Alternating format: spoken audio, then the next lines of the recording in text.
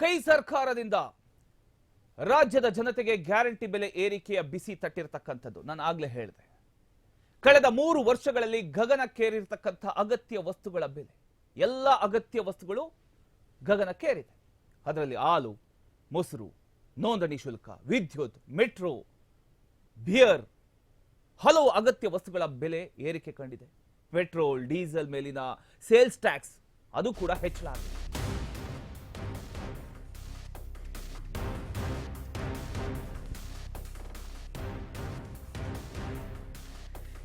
ಇಂಧನದಿಂದ ಹಿಡಿದು ಹಾಲು, ವಿದ್ಯುತ್ನಿಂದ ಹಿಡಿದು ಮನೆ ನೋಂದಣಿಯ ತನಕ ಎಲ್ಲ ಕಡೆ ಏರಿಕೆ ಕಂಡಿರತಕ್ಕಂಥದ್ದು. ಪೆಟ್ರೋಲ್ ಮತ್ತು ಡೀಸೆಲ್ ಮೇಲಿನ ಮಾರಾಟ ತೆರಿಗೆ ಹೆಚ್ಚಳದಿಂದ ಲೀಟರ್ಗೆ 3 ರಿಂದ 3 ರೂಪಾಯಿ 50 ಹೆಚ್ಚಳ ಆಗಿದೆ. ಅಷ್ಟು ಏನ್ ದೊಡ್ಡದು ಅಂತ ನೀವು ಕೇಳಬಹುದು.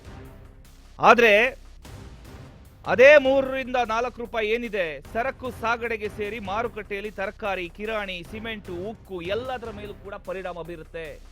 ಒಂದು ವಿಚಾರ ಜಾಸ್ತಿ ಆಯ್ತು ಅಂದ್ರೆ ಪ್ರತಿಯೊಂದು ವಿಚಾರದಲ್ಲೂ ಕೂಡ ಏರಿಕೆ ಕಾಣುತ್ತೆ. ಅದು ನಿಮಗೆ ಗೊತ್ತಾಗೋದಿಲ್ಲ. ನೀವು ಆರಾಮಾಗಿ ಕೂತ್ಕೊಂಡಿರ್ತೀರಾ, ಹೇಗಾದ್ರೂ ಮಾಡಿ ಇವತ್ತಿನ ದಿನ ಮುಂದೂಡ್ಬಿಟ್ರೆ ಸಾಕಪ್ಪ. ನಮಗೆ ಲೆಕ್ಕಾಚಾರ ಯಾವಾಗಾದ್ರೂ ಹಾಕಿದೀರಾ? ನೋ, ಹಾಕಿರೋ ಚಾನ್ಸ್ ಇಲ್ಲ. ಇವತ್ತು ಬೆಳಿಗ್ಗೆ ಎದ್ದೇಳ್ತೀರಾ, ಮುಖ ತೊಳಿತೀರಾ, ಬ್ರಷ್ ಮಾಡ್ತೀರಾ, ಡ್ರೆಸ್ ಹಾಕೊಳ್ತೀರಾ, ಬ್ಯಾಗ್ ಎತ್ಕೊಳ್ತೀರಾ, ಆಫೀಸ್ಗೆ ಹೋಗ್ತೀರಾ. ಕೆಲವರು ವ್ಯಾಪಾರ ಮಾಡೋದಕ್ಕೆ ಹೋಗ್ತಾರೆ,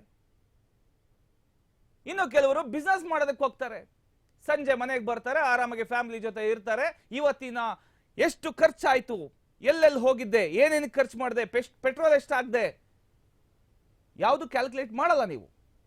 ದುಡ್ಡು ಇರುತ್ತೆ ಪಾಕೆಟ್ ಅಲ್ಲಿ, ATM ಅಲ್ಲಿ ದುಡ್ಡು ಇರುತ್ತೆ, ಗೀಸ್ತೀರಾ, ಇಲ್ಲ ಪಾಕೆಟ್ ಇಂದ ಇರ್ತಕ್ಕಂಥ ದುಡ್ಡನ್ನ ಎತ್ಕೊಡ್ತೀರಿ.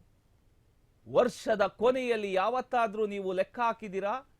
ಈ ವರ್ಷದ ಖರ್ಚು ನಂದು ಎಷ್ಟಾಗಿದೆ, ಸರ್ಕಾರಕ್ಕೆ ನಾನು ಎಷ್ಟು ಟ್ಯಾಕ್ಸ್ ಕಟ್ಟಿದ್ದೀನಿ ಅನ್ನೋದನ್ನ ನೀವು ಯಾವತ್ತಾದ್ರೂ ಕ್ಯಾಲ್ಕುಲೇಟ್ ಮಾಡಿದ್ದೀರಾ?